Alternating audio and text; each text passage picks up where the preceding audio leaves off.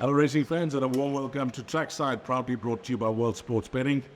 Bet with the best, bet with WSB. I trust that you are well, you're having a fair week, and of course there is plenty when it comes to local racing over this week, and a double header on Saturday. Hollywood bets Kenilworth and Turffontein.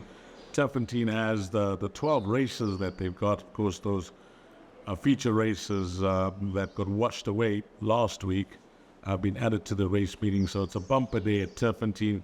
At Hollywood bets Kenilworth, there's some feature races, some competitive racing, and then we race at Hollywood bets Scottsville on Sunday, and that looks like a very good card as well, with a feature race which forms part of the 8-race card. So what I've done is I've got the 4 horses to follow, and 2 horses come up at Turffontein on Saturday, 1 at Kenilworth and 1 on Sunday at Scottsville. So let's go, and away we go with those 4 horses. Yeah, we'll begin in race number 7 at Turffontein, which is the Mother Russia Stakes, a Group 3 over 1,400 meters.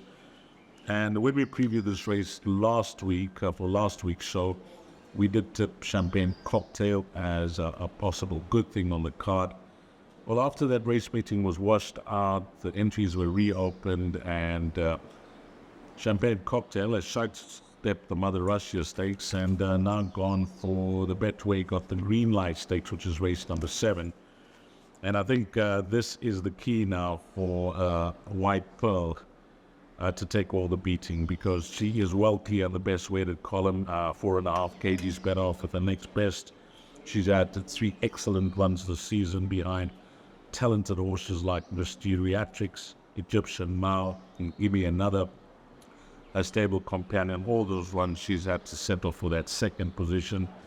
And when you assess the opposition, while there is some form to work around, just with her rating, and if she runs to her ability, one would think that she will be very hard to beat. So all she needs to do is bring those last 3 form lines to this race, and I think it's her race to lose, number 1, White Pearl. So race 7, number 1, White Pearl.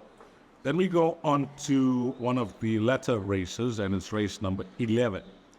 And here, I like this horse called Fushimi Inari from the Stuart Pettigrew stable. And you have to like the way he's improving of late. He was a maiden winner back in August at the beginning of the season. He's at 2, 4, 5 runs now. But the last 2 runs have been very good, over 16 and 1,800 meters. And I especially like to touch on his last start. You know, he's a young 3-year-old carrying 60 kgs against older, hard-knocking horses over 1,800 meters. And he was beaten by a horse that's very capable on his day called Banner Bridge from the stable of Candace Dawson.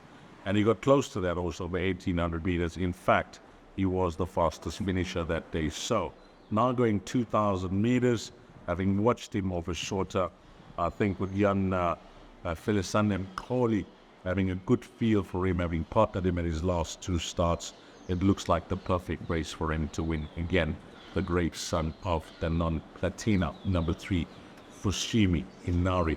So those are the 2 horses at Turffontein. Then we go on to just the 1 runner at Hollywood bets Kenilworth that we're going to be including in those trackside trebles, and that comes up in race number 7, which is a feature on the day, the Summer Fling Stakes, a Group 3 over 2,000 meters. Now, quite surprisingly, and I say surprisingly, number 6, Hold My Hand, is still a 1-time winner. Now, you have to go as far back as a juvenile career. In fact, the exact date is the 11th of June 2022, when she won that maiden. And then her next start, well, she ran a decent 4th behind a subsequent Equus champion juvenile filly in Canadian Summer. That was in the Itiquini Stakes. And after that juvenile career, well, she had a lot of runs as a 3-year-old, and I've counted them up, 11 runs as a 3-year-old for 7 places. And if you look at those 7 places, most of them have been in graded company against the best of her generation. So, you know, she's had to hold this rating as a 1-time winner, running in highly competitive group races where she's failed to win, And it's been some time now. It's at 581 days. But, you just can't read into that, because the way they've placed this horse, because of her rating and the fact that she was running so well, in those feature races. And, they tried to win one of them with her, where she's run consistently. When you look at this field now, this is the right race at the right time. I think there'll be no excuses after this one. You just look at the best weighted column. She is well clear at a 113 ahead of a Flower of Saigon, who is a stable companion at a 105. So she's well clear. The distance is no issue. Anything from 1,200 to 2,400 meters suits her fine. So 10 furlongs, she's got Richard Ferree up. And Richard has won on up. In fact, Richard has the only win on up. He's had 2 rides on up for a win and a fourth. That fourth did come 3 starts back behind none other. That was in the Track and Boat Oaks at Hollywood Bet Scottsville. So he knows the filly well. And, you just look at it. She is the banker bet on the card. I don't expect it to be at a generous price or anything. They're going to have the handcuffs on this filly. She'll be, possibly in the red. That wouldn't surprise me. But she's one that we're going to help boost those trackside trebles. Race 7, horse number 6, Hold My Hand. So that's done. Hollywood Bets, Kenilworth. And I mentioned that of our 4 to follow, I've just picked out one runner at Hollywood Bets, Scottsville. It comes up very early in the meeting in race number 2 for Captain Masala. Love the name. Son of William Longsword. And he's been off since the 10th of September, so we'll call it 4 months. I don't know the reason for the layoff, if there was issues or anything with him, but the fact is he's now back racing, and that time off, I think, could certainly done him the world of good. He was threatening to win when they fitted him with blinkers before the layoff. He had 2 cracking good runs at Hollywood Bet Scottsville, and both those races, look at the draws, 11 out of 11, 12 out of 12, over 14 and 1,600 meters respectively.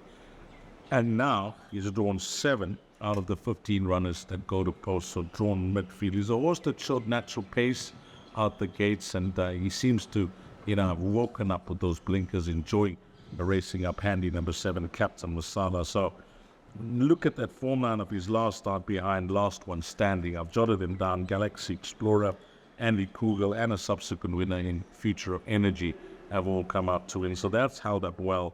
And one would think that he should be, around 80-90% ready for this race. I know there have been interrupted preparations leading up to race meetings here in KZN with all the rain about, but they wouldn't be running him if they didn't think that he was, ready to be competitive on what he's shown prior to the layoff, especially the improvement of those blinkers. So number 7, Captain Masala, on assessing the opposition, there is some form to go around, but I just feel from draw 7, he should have things easy to get to his favorite position, which will be in front or up handy.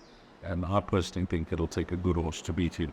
Number 7, Captain Masala, race 2 on a Sunday at Hollywood Bets Scottsville. And that's it, guys. You've got our 4 horses to follow.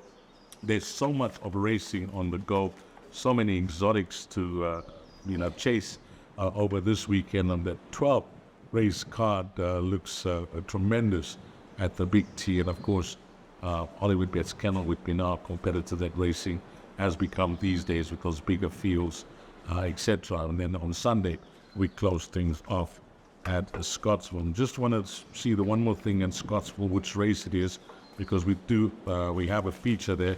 That's Track to the Fairfield. Yeah, it is the Michael Roberts Stakes, honoring the great legend Mace Michael Roberts, won all his achievements and his contribution to South African horse racing, and of course being naturally an ambassador to our sport. So his race comes up in race number 7 on Sunday, the 14th of January. But all that's left for me to say to you, the valued racing fan, on behalf of all sports betting, thanks to all the punters, but more importantly and more especially, thanks to you, the valued customer. Until we meet again, you have a blast, find all the winners. Hopefully it turns out to be a wonderful, successful, profitable weekend for you, the valued racing fan. And until we meet again, you take care. Salam, guys.